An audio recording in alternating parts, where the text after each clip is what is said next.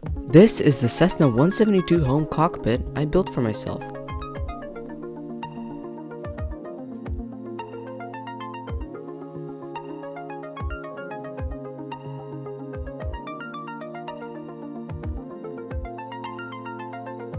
Wait a minute. How did we get here though? Specifically, where did this thing come from? In order to find out, we have to rewind a few weeks.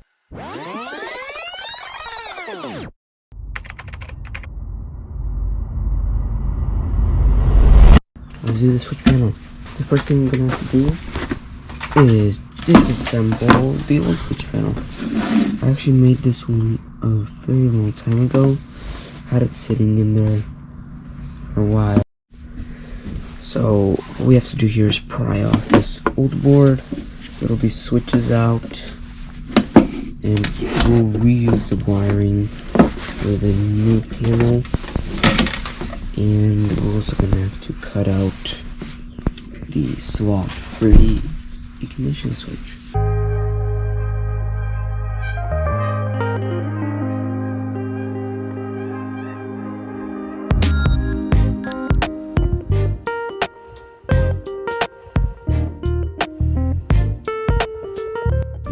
Alright, got all that out. Now we just gotta finish getting these switches out of here. Then we can start drilling the new holes in the new panel.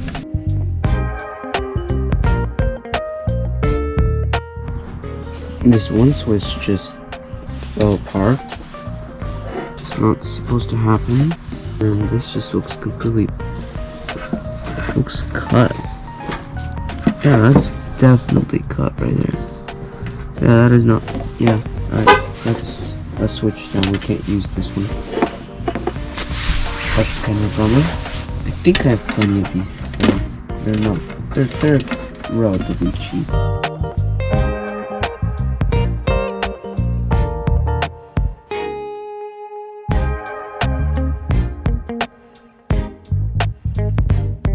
Alright, so the one switch is completely destroyed, and I don't think it's supposed to be bent like that, so I'm gonna get rid of this one too. So this seems fine.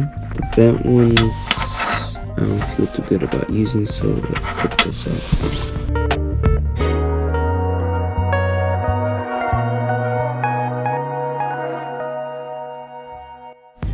Alright, so what I've done is I have all the switches here, so we have the ignition switch ready. We have these switches ready. I'm going to have to get a few new ones to replace these. So we have to solder up the new switches and this switch. These are no good. We gotta get rid of them. And yeah, we also got these switches. These are going to be our master and dynamic switches. The plan is we want them side by side like so. They aren't white nor are they red, so let's pry these switch caps out, carefully disassemble the switch, and paint the caps to white to red.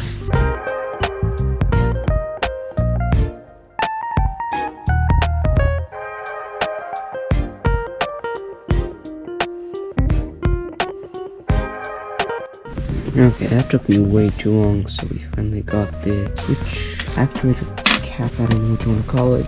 So we're gonna sand it and give it a nice coat of paint.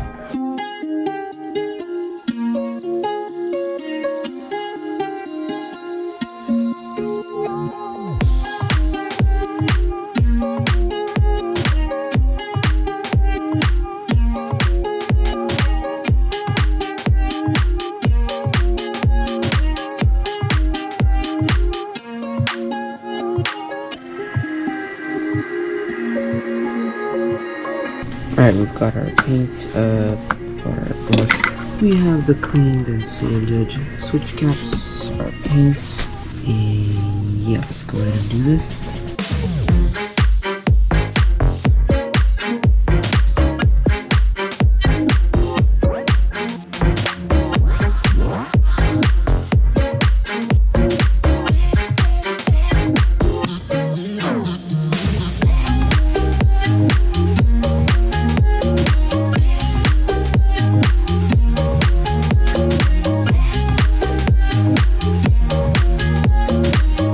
different paint. This one is way too liquid.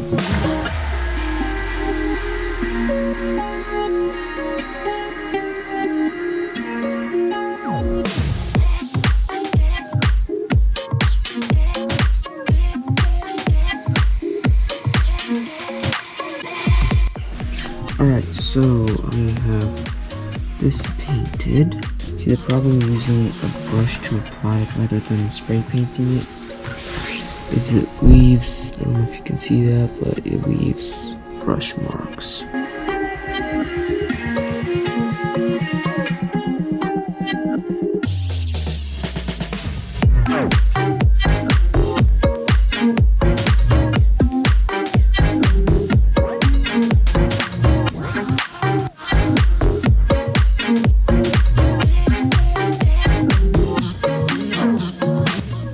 Alright, so we have this one all ready to go, so we're going to go ahead and sand down the important pieces and snap it back in. And these two red switches are drawing, so let's go ahead and try reassembling this one right here.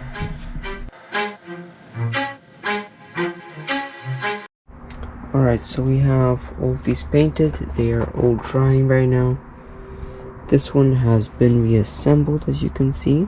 So let's go ahead and start mounting everything to the panel. So we have the master switches, nicely colored red, and the white avionics switches. We have my panel.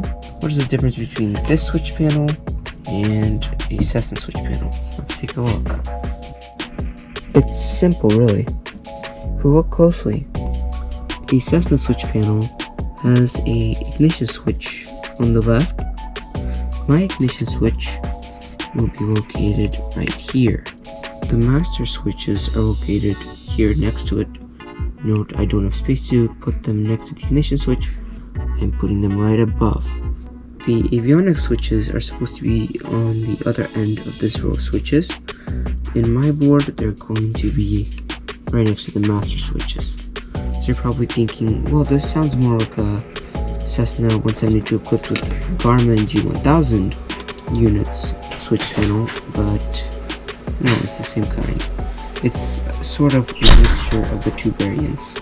And as you probably know or guessed, these other miscellaneous switches for the lights, pump, and pitot tube will be situated along here.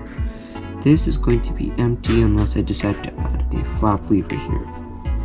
Now all that stands to be done is drilling out the holes, mounting these switches, and drilling out the holes for the other switches, namely the ignition switches and the master and avionics switches. I will not be simulating any fuses, so no fuses.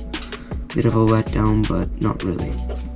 I may 3D print small little caps that are dummies, put them on the panel on top for where the instrument dials are sitting. We just have to solder everything together, connect it to the multiplexer, and then figure out a way to plug in the multiplexer to the Arduino, but not permanently like soldering.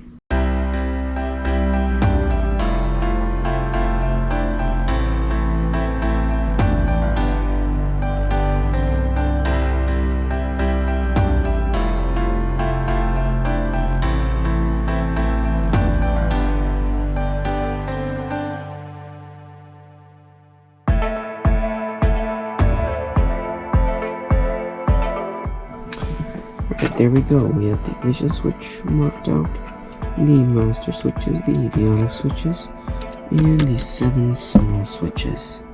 Now we just gotta drill it all out.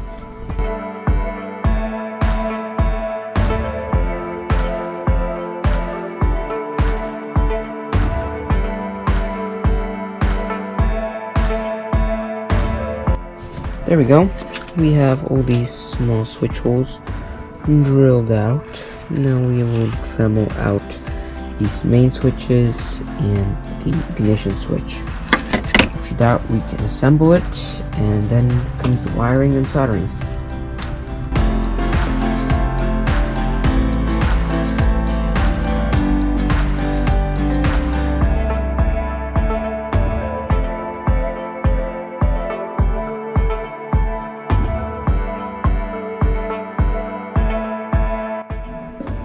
There we go, everything is nicely cut out.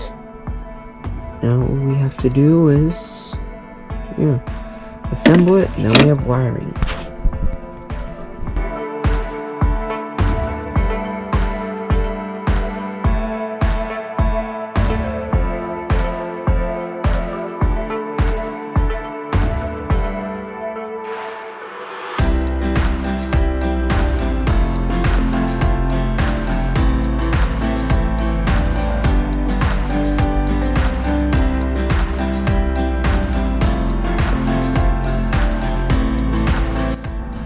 Starting to look very nice. We have the key switch and master switches and the avionics switches in place. And that's left is these small switches. So let's get to it.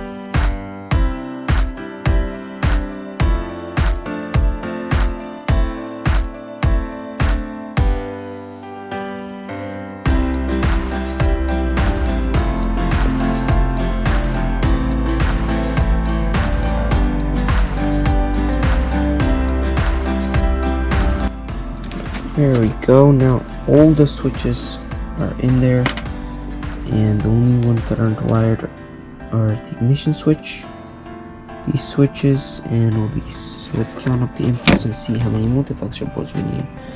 7 plus 4. That's our 13. That is our 16, and that is exactly the amount of inputs on a multiplexer board we have. So it's perfect. The multiplexer board will rest right here, I'm assuming. Yeah, probably right here. So the wires plug into there.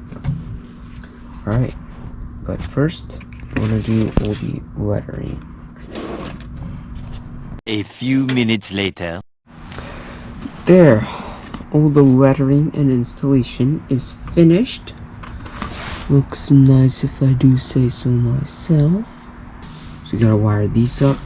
Then we gotta solder everything to this multiplexer board. I hot glued on the back of this. And then we have a sort of self-made ribbon cable that will connect this to the Arduino setup. So yeah, let's do it.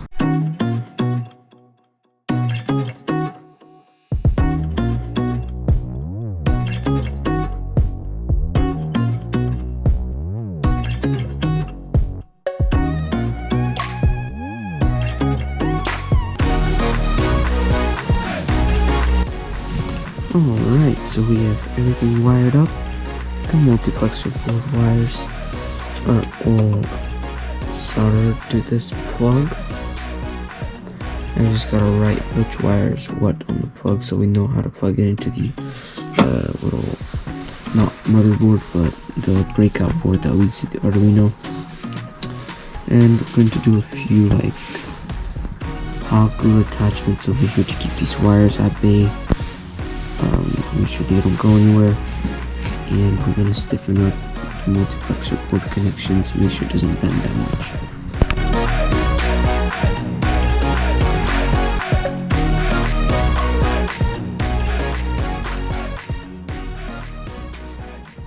Alright, so it is the next day, as you can tell by all the sunlight, and we have our finished panel from yesterday already here.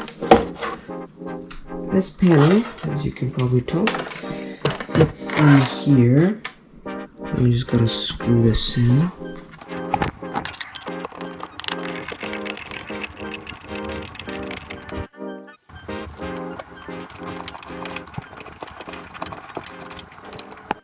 Alright, so Windows has booted, so let's go ahead and do the input setup.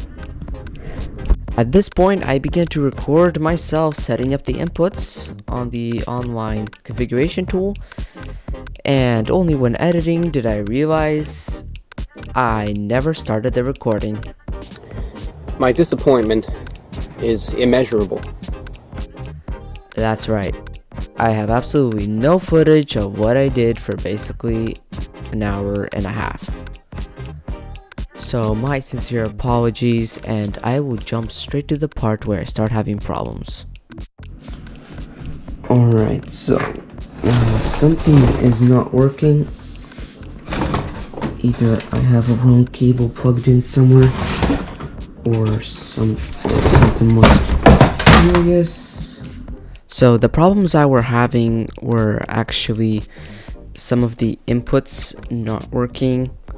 The ignition switch was working, but it was inverted, so start was off and so.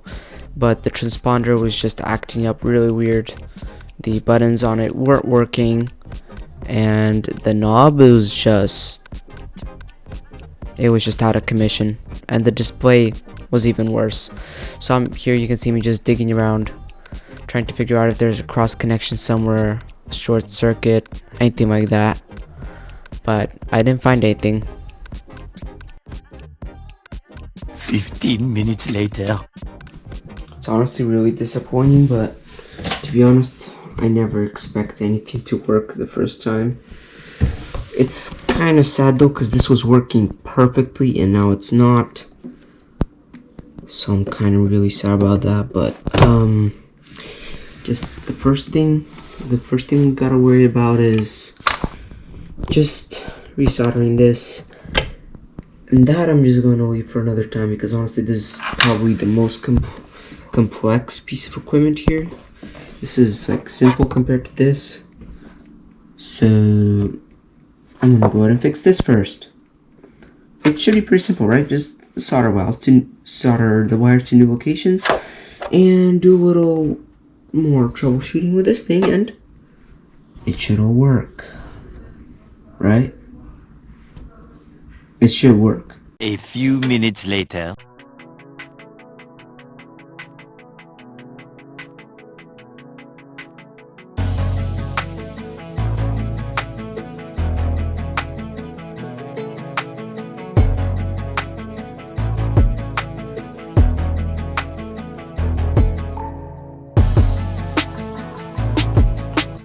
Alright, so I have X-Plane booted up. This is my Cessna sim. Of course, there's going to be an overlay on here with cutouts, especially for the gauges, because right now we just have this panel here. Here it goes. Oh, hold on a minute. I didn't plug it in. What's that? Alright. Here we go. Oh, come on. What is not working?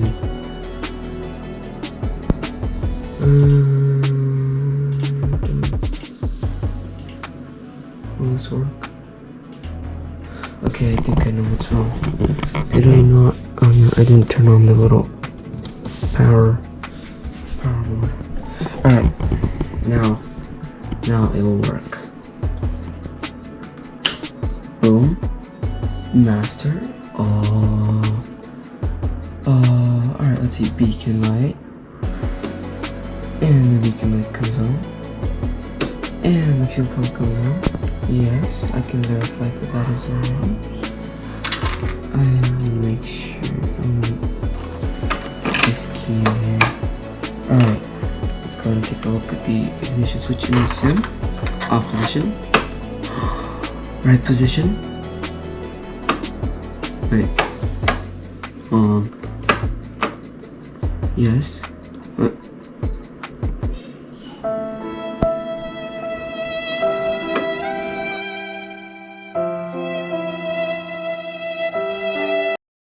There you go. That's how I built it. I didn't say that's how I got it to work. It's gonna take a while to get it to work, because as of editing this video, I still haven't gotten it to work. I'm pretty sure something got unsoldered somewhere, because that's the only possible reason why this would happen. So yeah, stay tuned for more like this.